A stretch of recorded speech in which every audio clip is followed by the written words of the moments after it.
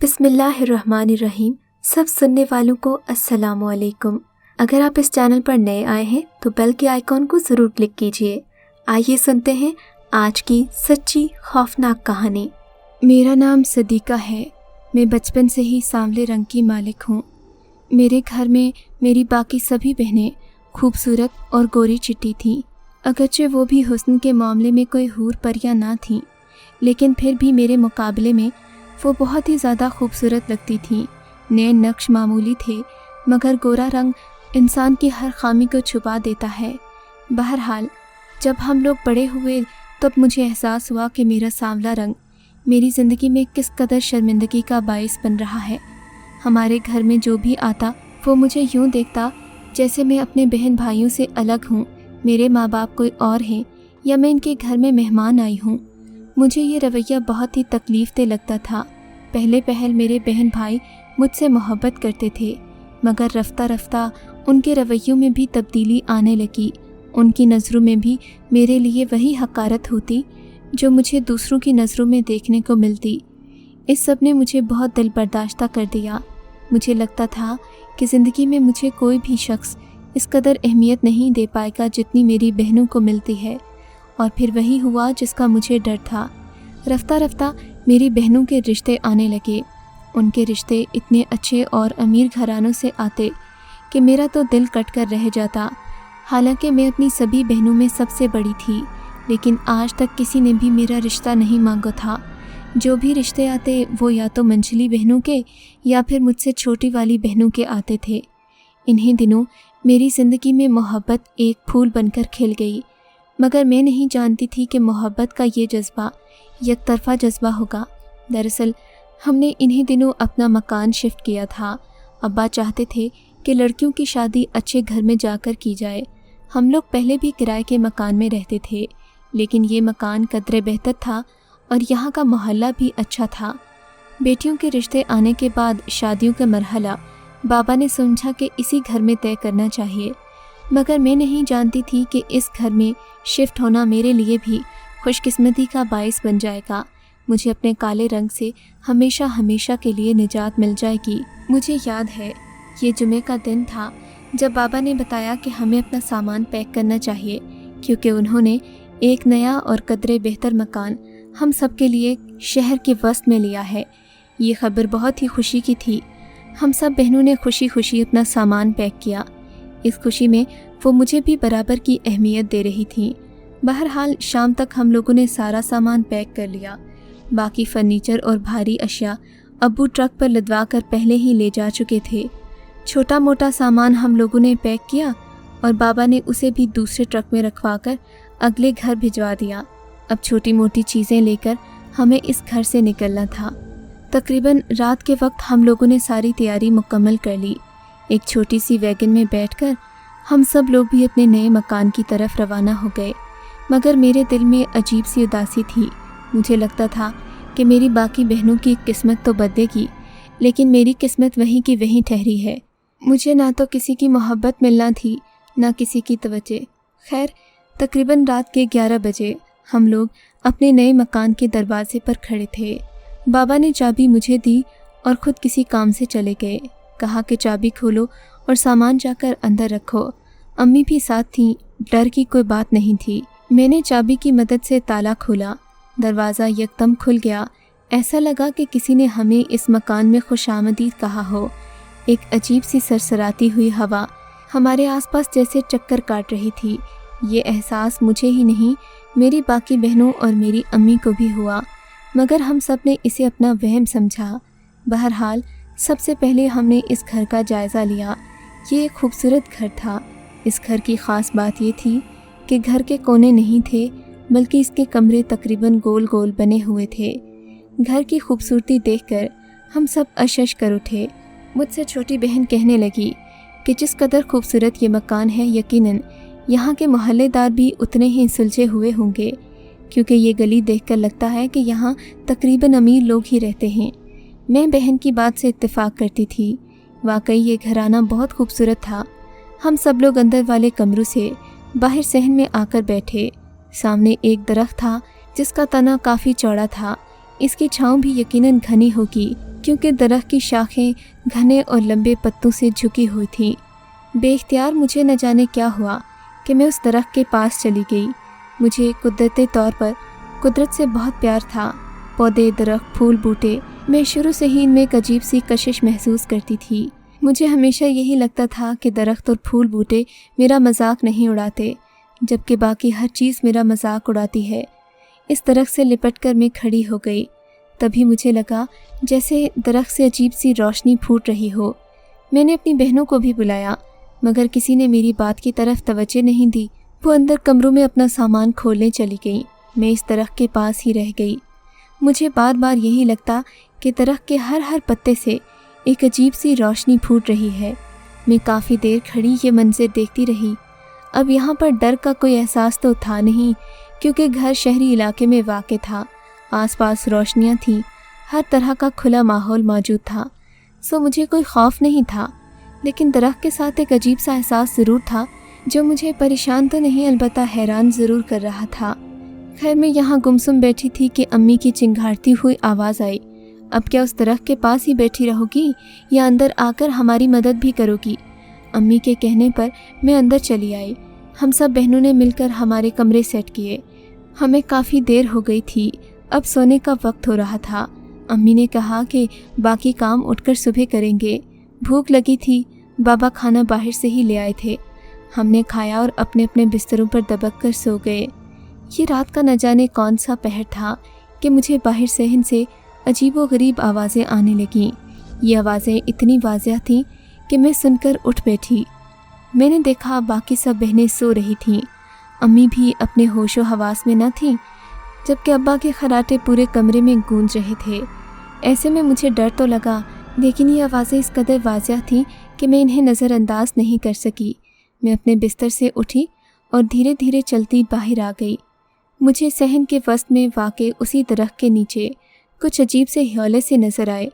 मैं अपने कदम रोक न सकी, बेख्तियार उन ह्योलों की तरफ बढ़ती चली गई। खौफ का एक कतरा भी मेरे जहन में मौजूद नहीं था। वहाँ पहुंचकर क्या देखती हूँ कि दरख्त से चिमटी 4 लड़कियाँ बैठी हैं। लड़कियों के सरों पर सफ़ेद और हरे रंग की ओढ़नियाँ हैं, जबकि वो आपस में खुशगपियाँ कर रही हैं। उनके जिस्मों और चेहरों से नूर फूट रहा था। उनके लिबास इंतहाई चमकदार और रेशमी थे। उन्हें देखकर मैं अपनी हैरत पर काबू न पा सकी। मैं काफ़ी देर उन्हें देखती रही, यहाँ तक कि मुझे ये लगने लगा कि मैं कोई हकीकत नहीं बल्कि ख्वाब देख रही हूँ। फिर न जाने क्या हुआ, मेरे जहन पर एक गुनूदगी सी तारी हो गई और मैं ज़मीन पर बैठती चली गई। आखिरी मंज़र जो मुझे याद था वो ये था कि मैं अपने कमरे में मौजूद थी और मेरे ऊपर एक इंतहाई खूबसूरत चेहरा झुका हुआ था। ये एहसास ऐसा है कि मैं अल्फाज में बयान नहीं कर सकती। वो वजूद इस कदर नर्म और हसीन कोमल था कि आज तक उसका लम्स मुझे भूलता नहीं। सुबह जब मेरी आँख खुली तो मेरा जिस्म हल्का फुल्का था। मुझे अपने ऊपर एक अजीब सा फ़ख्र हो रहा था। ऐसा लगा जैसे पल भर में मैं खूबसूरत हो गई हूँ, मगर ये मेरा वहम था। थोड़ी देर के बाद जाकर मैंने शीशा देखा तो मेरे चेहरे का काला रंग मेरा मुंह चढ़ा रहा था। मैंने मायूसी से मुंह बसुरा और नाश्ता बनाने किचन में चली आई। मेरी बाकी बहनें कामकाज में मसरूफ़ थीं। मैंने नाश्ता बनाया, अपनी बहनों को पेश किया।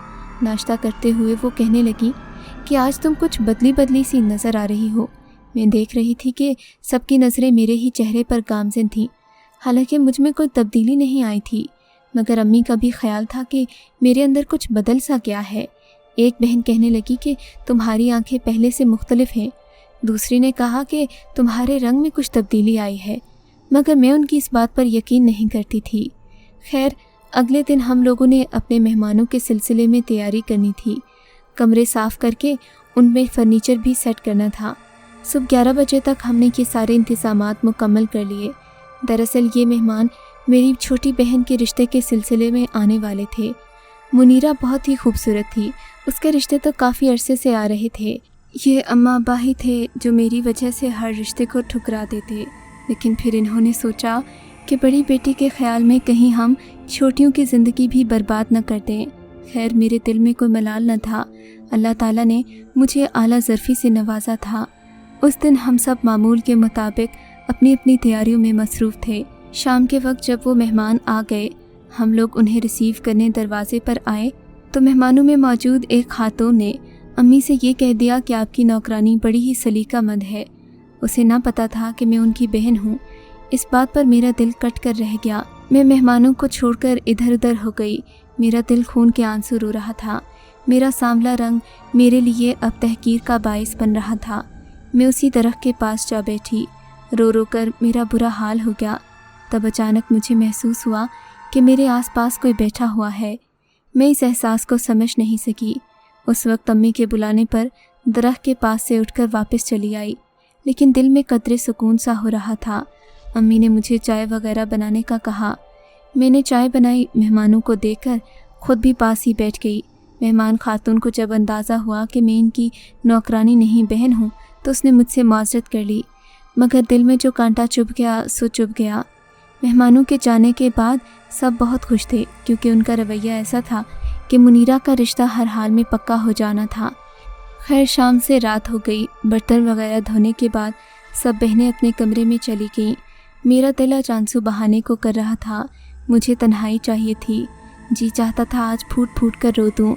तभी बहनों के सोने के बाद मैं अपने कमरे से निकली और बेख्तियार उसी दरख्त के पास जाकर बैठ गई। थोड़ी देर न गुजरी थी कि मुझे अपने आसपास किसी की मौजूदगी का एहसास हुआ।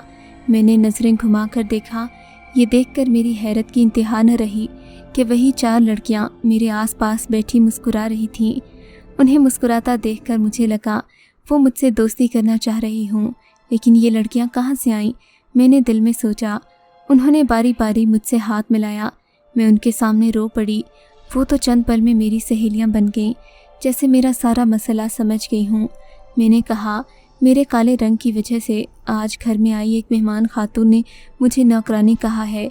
उनमें से बड़ी लड़की आगे बढ़ी, मेरा माथा चूमा और बोली, तुम बहुत अच्छे दिल की मालिक हो।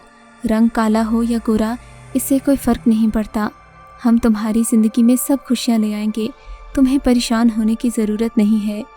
उनकी बातें सुनकर मुझे लगा कि वो किसी और ही दुनिया की हूँ। मैंने इनके पास बैठे बैठे पूरी रात गुजार दी।